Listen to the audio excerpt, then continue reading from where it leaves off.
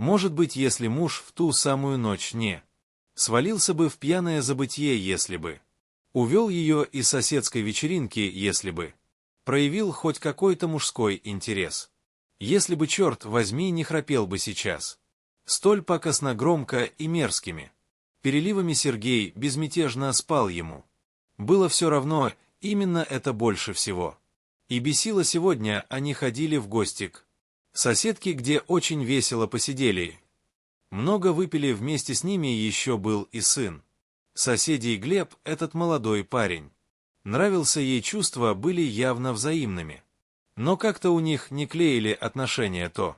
Он был занят, то она, тете Юли, было 37 лет. Она, конечно же, старше того юнца, в которого влюбилась, а Глебу было 20. Молодой, неженатый, но тоже имевший чувства к тете Юле, которая была замужем. Но сегодня был особенный день, муж Сергей быстро напился и ушел спать, а вечеринка между тем только начинала набирать темпы. Начались танцы, а потом и прочее. Хулиганство Юля сегодня позволила чуть больше, чем положено порядочной жене. Она танцевала и даже поцеловалась с Глебом.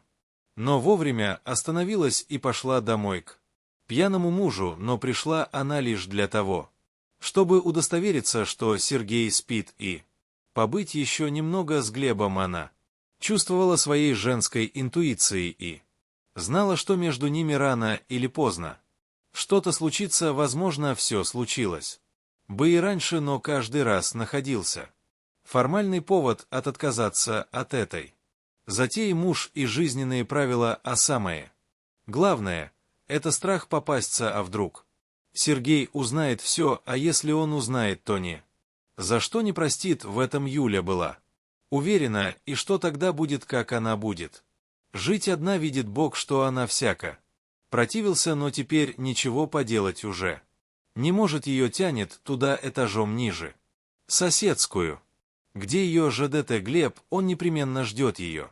Даже если все гости уже давно разошлись, даже если его родители уже спят, он сидит на кухне, уткнувшись в экран телефона. Юля почему-то уверена была, что он сидит и пишет ей сообщение вот прямо сейчас, и пишет он.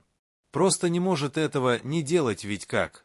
Они полчаса назад целовались, и вот ярко мигнул лежащий на полке телефон. Пришла бесшумная СМС-ка. Юля предусмотрительно отключила звук у телефона, хотя зачем, муж и так не услышал бы ничего в таком состоянии. Разбудить Сергея ничем нельзя, в этом она убеждала уже не один раз. Она, глянув недобро на свою храпят момент, Юлю опалила жаром с той минуты, как они расстались. Она не находила себе места. Еще раз посмотрев на жалкое подобие мужика, она принялась писать ответ Глебу: я жду тебя, ты приходи, мой крепко спит. Спустя пару минут Глеб уже был возле ее двери. Тетя Юля смотрела на него, а он на нее. Глеб долго не стал ждать, обнял ее и тихонько поцеловал. Тогда темнота квартиры поглотила этих двоих, а храп мужа только успокаивал и предупреждал, чтобы не быть застукав. Раз плох.